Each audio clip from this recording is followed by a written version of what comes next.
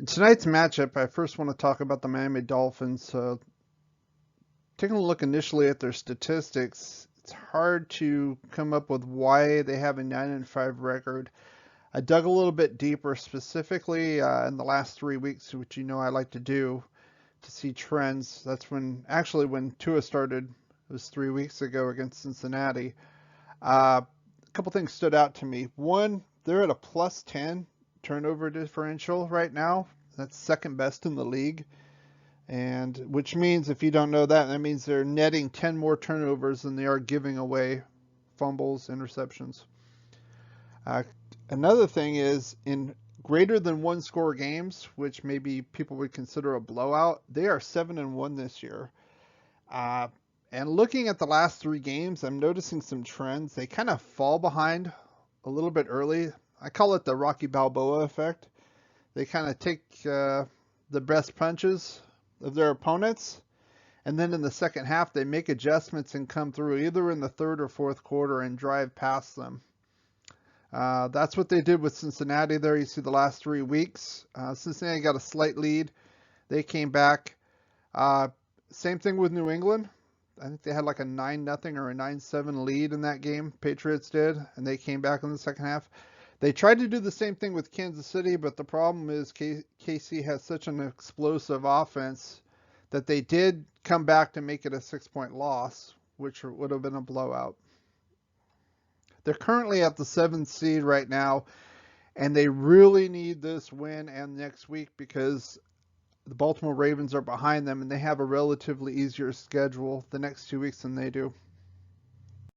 As for the Raiders, they're currently 7-7. They really haven't been playing good ball as of late. As I alluded to in my previous game review against the Chargers, I think it all stemmed from the second game with Kansas City. They were 6-3. I think they felt that they had a legitimate chance at the division. They lost that game, close game, and they kind of knew that they were playing for the wild card, and they haven't really been the same team since. They only have won one game since then, and that was against the Jets, and that was kind of on a last-second miracle type play to Henry Ruggs. It'd be very interesting to see how the Raiders respond here in these last 2 games. Like I said, they need a miracle. They need to basically win out and to have the Dolphins and Ravens lose out to have a chance at that 7th and final playoff seed. My expectations of what Miami wants to do in this game are right here. Obviously, they want to maintain that advantage they have of turnover ratios, especially playing against the Raiders, who have been turning the ball over of late. So I think this is a good matchup for them as far as that goes.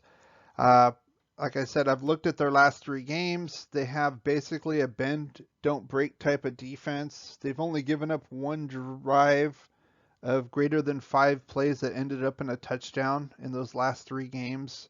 And that one was to Kansas City, obviously, kind of a dynamo offense. And then the short passing game.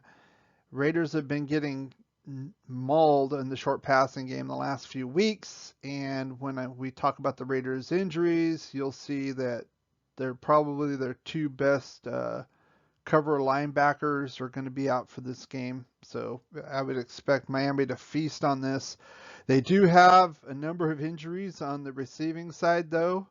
So there is some opportunity for you fantasy DFS players to pick up some players, and I will go over who I think you should go get right now for your DFS league. Low dollar, high potential value here. And that player is Durham Smythe, the backup tight end to Mike Gesicki. Gesicki's been nursing a shoulder injury for a couple of weeks now. He did not play last week. Tua found instant rapport with Smythe.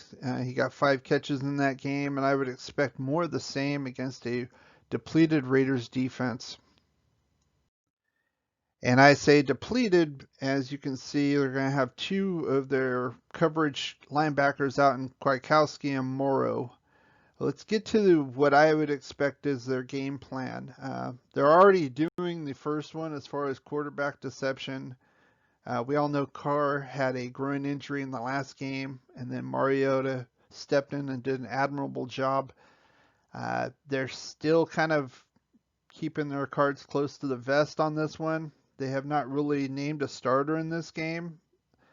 I'm not sure if Carr's going to be out there. He's a tough guy. He's only missed a couple games due to injury in the last couple of years, but they're two different quarterbacks, and I think that's why I put this as a bullet point. So basically, they're having Miami establish two different game plans against them. And obviously, Gruden wants to establish the running game. He always wants to do this. I think the Miami is not that great against the run, and that could establish some momentum in this game.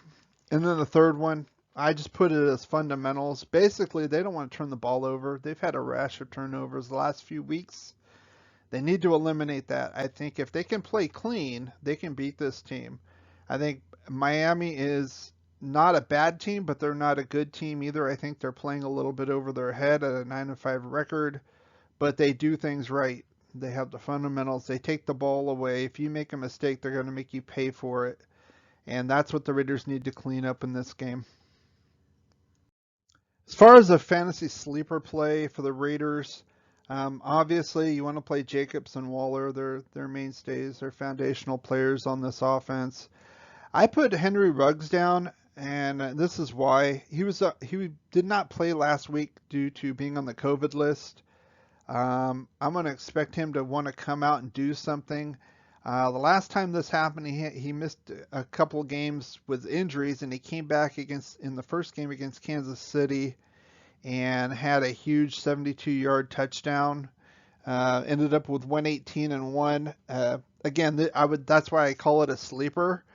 If you need somebody, I would not be surprised if you saw another bomb from Ruggs, either from Carr or Mariota in this game. Mariota could show he could throw the deep ball with that Waller touchdown last week. So I think that could be a potential good value in a DFS type system. As always, if you enjoyed this video, please give it a thumbs up, comment, share, subscribe. Thanks for watching, and go Raiders.